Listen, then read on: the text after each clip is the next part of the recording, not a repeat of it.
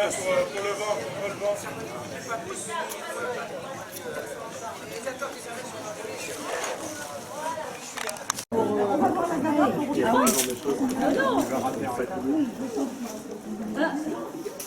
Il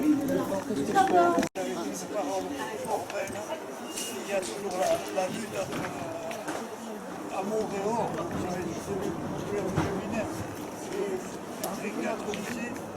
il faut aimer la France d'une grande amour. Voilà. Il faut aimer la France d'une grande amour. Il faut aimer la France d'une grande amour. Mot d'Henri IV. Et je vous présente l'abbé Gillet, qui a été un personnage très présent à Saulus. 18 ans. Voilà. Et qui nous a confié, enfin qui a confié d'abord à l'association culturelle, un bel objet qu'on va découvrir, qui est sous ce voile noir. Et l'histoire, elle est un peu amusante parce que cet objet donc, a été accompagné de l'association culturelle pendant près de 26 ans, puisque c'était en 1992. Monsieur Gauthier. Voilà. Ah oui, il y a monsieur Gauthier et madame Laborde. Madame Laborde, qui n'est pas là. Françoise, elle était à la conférence tout à l'heure. Je vous présente également son neveu, monsieur Jean-Claude Gillet, que j'ai pu contacter donc, suite à ce buste que l'on voulait, qu'on a eu donc, en don par l'association culturelle, qui avait été donné donc, par l'abbé Gillet à l'association culturelle. Et l'association culturelle, donc, avec sa présidente Christiane Esther, l'a confiée à la mairie. Et on a voulu lui donner une place d'honneur, ici, sur cette place, et en face de ce pont, en face de ce fleuve, parce que Henri IV, c'est pas anodin, il est quand même passé à Saulus. Pas en tant que roi, mais en tant que prince de Navarre, avec son cousin germain Charles IX, qui était accompagné de sa mère Catherine de Médicis, qui lui faisait faire un voyage au tour de France pour le présenter à ses futurs sujets. Voilà. Donc Henri IV a été, à un moment donné, alors je ne sais pas, enfin il est parti d'ici, il a dîné à Saulus et il est parti à Bayonne. Donc c'est un peu, il appartient un peu à notre histoire, et il appartient aussi à notre histoire en tant que roi, parce que c'était le roi Henri IV qui a remis au jour les sources thermales, ce qui sont les primeurs du thermalisme, qui a été ensuite relevé par Napoléon III. Donc voilà, et c'est encore aussi un petit lien avec Saulus, qui est une ville thermale. Donc je remercie infiniment l'abbé Gillet pour ce don et pour sa présence. On peut l'applaudir.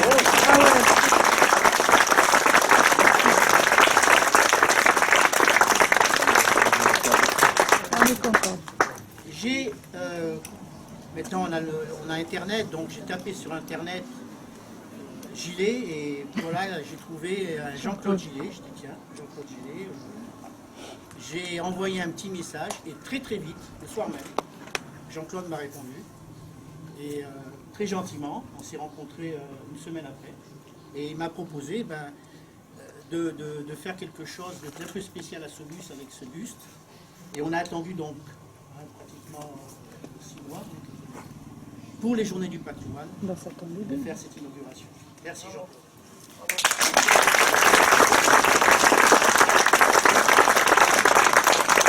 Il nous a fait d'ailleurs une superbe conférence sur le comte d'Astanières et la façon dont il était lié à la famille Gillet. Et c'était vraiment, je vous engage à acheter son livre, c'est vraiment un personnage, ce comte d'Astanières. Ah ouais. Et ça devait être quelque chose quand même à l'époque. La savane était donc un lieu à Cabreton qui a pratiquement disparu, Il reste le sable. Et la mémoire collective. Voilà, donc pour remercier la famille Gillet, remercier toutes les associations de Saulus et l'association culturelle. Les associations de Saulus, parce que ces journées du patrimoine sont aujourd'hui finalement une date anniversaire un peu triste, puisque c'est la date anniversaire de l'écroulement de notre église, il y a un an tout juste. Bon, on a bon espoir de pouvoir la guérir, ils sont tous guéris. Et cette date d'anniversaire, bien sûr, ces journées du patrimoine, elles sont bien riches, vous le savez, d'une galupe qui a été récupérée à Guiche, d'un buste d'Henri IV, d'une église qui a été très visitée, d'un parc botanique qui a aussi été bien visité. Il y a encore demain des disponibilités, donc je vous invite tous à venir rencontrer nos bénévoles de toutes les associations qui ont œuvré pour faire de ces journées des belles journées du patrimoine. Merci à vous.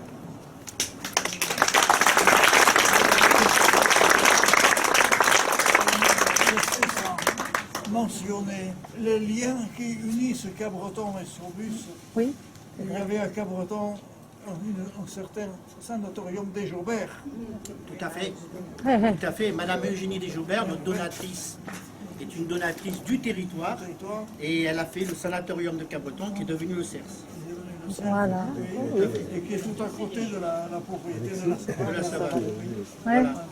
C'est pour ça que c'est votre deuxième patrimoine.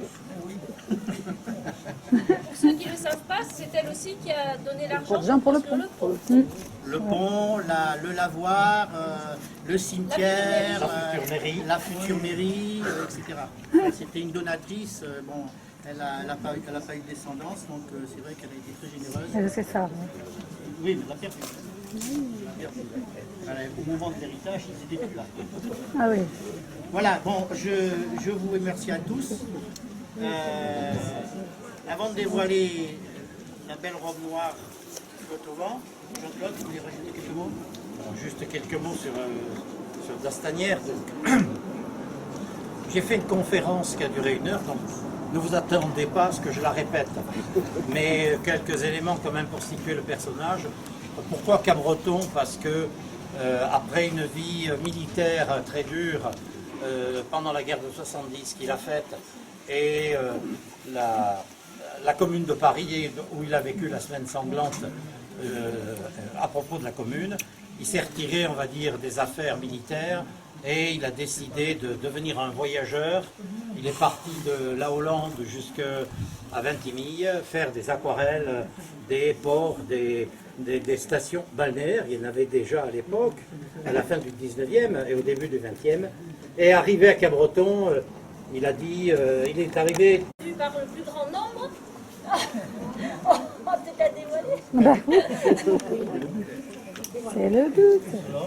Alors il va falloir trouver la solution. Donne à monsieur Gilet. Allez-y. Je vais vous aider par derrière. Mais ça va être.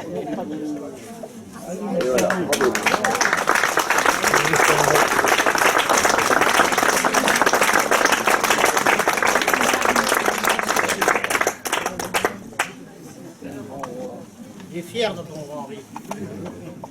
Merci à tous de votre présence. Et merci à vous, monsieur le maire, vraiment, vous l'avez mis en valeur. Et c'est grâce à vous. Et à votre famille. Vous avez collaboré. On a tous Il est magnifique.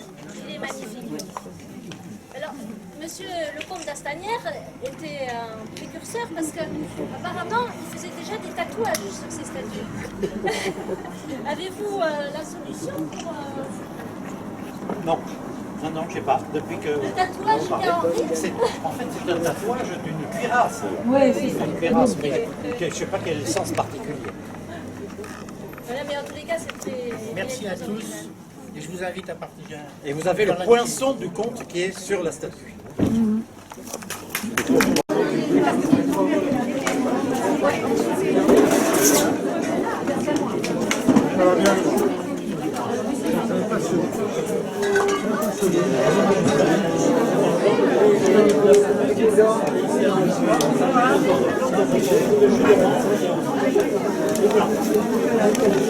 Oui. Tu veux la clé? Quoi?